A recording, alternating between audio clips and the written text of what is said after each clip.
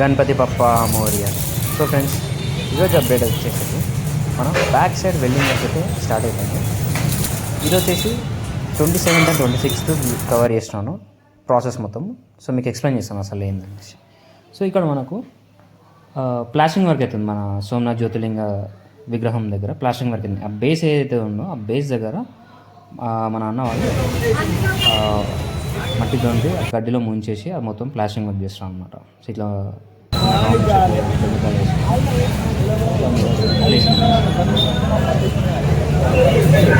మొత్తం కవర్ చేసేస్తాం. So process మొత్తం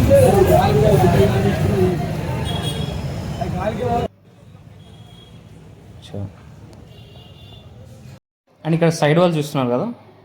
సో ఇది కూడా ఎట్లా చేస్తారో మనం చూసాం. ఈ ప్రాసెస్ కూడా ఎట్లా అవుతుందో కూడా మనం చూసాం. సో ఫస్ట్ ఆఫ్ ఆల్ ఏం చేస్తారంటే ఎంత లెంత్ అయితే కావాలో ఆ లెంత్లో మనకి ఈ సుత్తిలి తాడుతో అది మొత్తం మెజర్ చేస్తాం. సో ఆ లెంత్ బేస్ చేసుకొని వాళ్ళు ఆ క్లాత్ని కట్ చేస్తారు. సో క్లాత్ ఏందనేసి ఇక్కడ చూస్తాం. సో ఆ క్లాత్ వచ్చేసి ఇది అనమాట, జూట్ క్లాత్ ఇది. సో చూసిరా ఎంత పల్సా ఉందో. ఇప్పుడు దీన్ని ఏం చేస్తారంటే ఆ రిక్వైర్డ్ మెజర్మెంట్ మన అన్న వాళ్ళు తీసుకున్నా ఆ లెంత్లో కట్ చేసేస్తారు.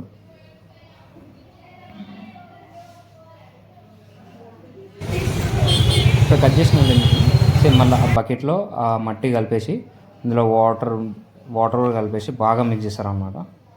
ఎందుకంటే ఎయిర్ బబుల్స్ లేకుండా ఉండడానికి, ముద్దలు ఏమి ఉండకుండా మొత్తం మంచిగా కలిపేస్తాం. తర్వాత ఈ మ్యాట్ని అనేది దాంట్లో ముంచేస్తాం అన్నమాట మొత్తం కంప్లీట్గా. ఆ లెంత్ ఎంతైతే ఉందో ఆ లెంత్ మొత్తం కట్ చేసి దీంట్లో ముంచేస్తారు.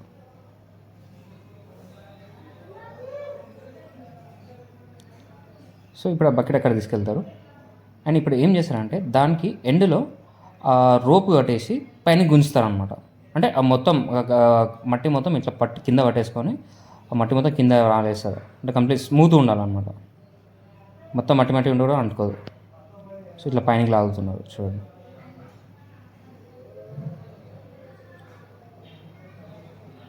సో మట్టి మొత్తం కింద వరకు వెళ్ళిపోయినాక తర్వాత ఇప్పుడు దీన్ని ఏం చేస్తారంటే కంప్లీట్గా స్ప్రెడ్ చేస్తారు. చూడండి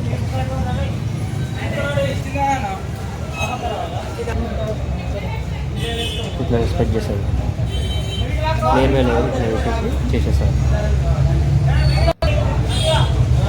చేసేసినాక అండ్ ఇక్కడ పెట్టిన దాన్ని కూడా అన్నవాళ్ళు అక్కడ బైండింగ్ పడుతుంది. చిన్న బైండింగ్ స్ట్రిప్స్ తీసుకొని దాన్ని ఆ హోల్స్ నుంచి అదే జాలి ఏదైనా ఆ జాలి నుంచి తయారు చేసేస్తారు.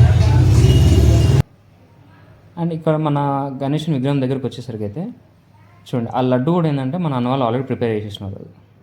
ఐరన్ రాడ్ జాలితో ఆ షేప్లో ప్రిపేర్ చేసి పెట్టేసినారు. ఎందుకంటే వర్షం దర్శనప్పుడు ఆ లడ్డుకి ఏం కావద్దు అనేసి. సో అక్కడ పెట్టేసి లడ్డు అనేది మళ్ళీ కింద ఉంటుంది విగ్రహం దగ్గర. సో ఇక్కడ మన అన్న వాళ్ళు వచ్చేసి ఈ గేట్ దేం ప్రిపేర్ చేస్తారంటే ఇప్పుడు మనము పండగ పూట మన వినాయకుని విగ్రహం చుట్టూ ఈ గేట్ మొత్తం పెట్టేస్తారు అనమాట. అంటే జనాలు ఎక్కువ రష్ వచ్చినప్పుడు ఆ పనికి అవన్నీ సెట్ చేస్తారు. మొత్తం పగడబందీగా ఉంటారు అనమాట. సో స్వామివారి లోటస్ అయితే ఇలా ఉంది షేప్. ఇది మళ్ళీ 3D షేప్ కూడా తీసుకొస్తారు. ఆ షేప్ని కూడా అది కూడా చూపిస్తాను. సో ఇప్పుడు దీని లోపల కింద చేస్తే చూడండి స్పార్క్స్ చూపిస్తాను, వెల్డింగ్ స్పార్క్స్. ఎంత బాగుంది కదా అసలు. అండ్ నా మూషికారాజు కూడా ఆల్మోస్ట్ ఫినిషింగ్ అన్ని లేయర్స్ అయితే కంప్లీట్ అయిపోయినాయి. జస్ట్ పెయింటింగ్ ఒకటే బాకీ. సో అమ్మవారిది కూడా విగ్రహం అయిపోయింది. ఇప్పుడు కింద చూసినాం, మళ్ళీ పైన కూడా పంపించాలి కదా, పైన కూడా వేస్తారు కదా. సో పైన పంపించాలంటే ఇక్కడ ఉన్న మట్టి మొత్తం ఇట్లా రోప్తో కట్టేసి పైన తీసుకెళ్తాం. చూసినా ఎంత సింపుల్ ఉంది మెకానిజం. జస్ట్ ఆ హుక్కి ఆ తాడు తగిలించి తీసుకెళ్తారు పైనకి. అసలు ఎంత పెద్ద ప్రాసెస్ ఉంది కదా ఒక విగ్రహం వెనకాల. ఇంత హార్డ్ వర్క్ ఉందంటే అసలు మన అన్న వాళ్ళ కమిట్మెంట్, డెడికేషన్కి అసలు హ్యాండ్స్ ఆఫ్. అసలు ఎంతో భక్తి శ్రద్ధలతో ఉంటే కానీ ఈ మొత్తం కంప్లీట్ కాదు. అండ్ ఇక్కడ మట్టిని కూడా మొత్తం ఎండబెడుతున్నాం. నేను వర్షాలు పడ్డదానికి మొత్తం పచ్చి అయిపోయింది. ఇది ఆరబెట్టేసి ఏం చేస్తానంటే గణేషుని ముఖం కూడా ఫినిషింగ్ లేయర్ కోసం చేస్తున్నాం అన్నమాట. ఇక్కడితో మన వీడియో అయితే కంప్లీట్ అయిపోయింది. గణేష్ మహారాజ్కి జై.